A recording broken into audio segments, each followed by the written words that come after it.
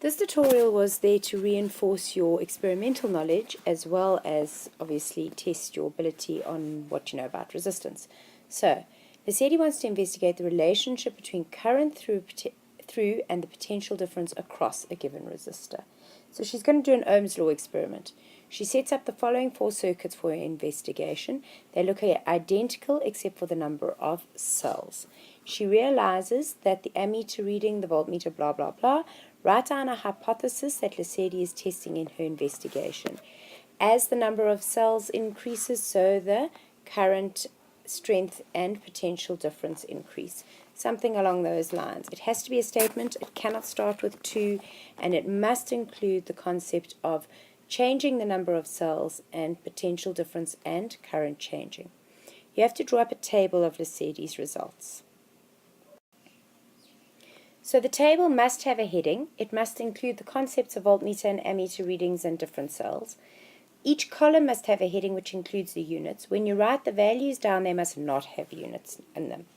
And then you have to draw a suitable, fully labeled graph of these results, which you'll be able to draw a conclusion from. So your graph needs to have a heading.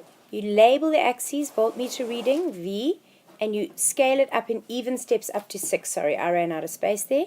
Ammeter reading with the unit A and up in even steps. You could have done it the other way around, because remember, we've learned about Ohm's law now. If you had done ammeter reading and voltmeter reading, you would just invert your gradient when you wanted to get an answer.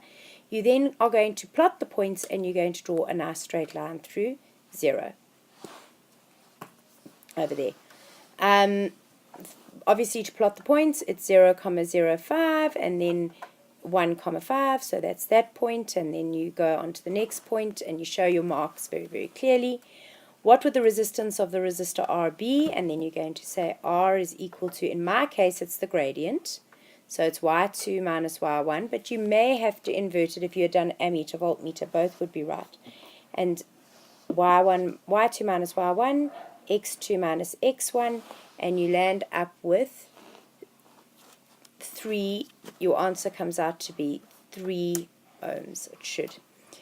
What would happen to the resistance? If the resistor was longer, it would increase. If it was wider, it would decrease. If it was hotter, it would increase. Here we have another experimental setup. This time we're only going to vary the length of the wire, and we find that our resistances turn out to be 3 and 1,5. What is the independent variable? In other words, what did I change? The length of the resistor. What is the dependent variable? Well, the dependent variable is the resistance ultimately, but I would accept the ammeter and the voltmeter readings. Calculate the resistance of the 0,5 meter nichrome wire, and you get 1,5 ohms. The thickness and the material and the temperature of the resistor are other factors that influence the resistance of a resistor. Name a material that could be used that would provide less resistance than nichrome. By now you should know that that is copper. You could also have said gold or silver. They do provide less. How would you need to change the thickness to decrease the resistor? You'd have to make it thicker.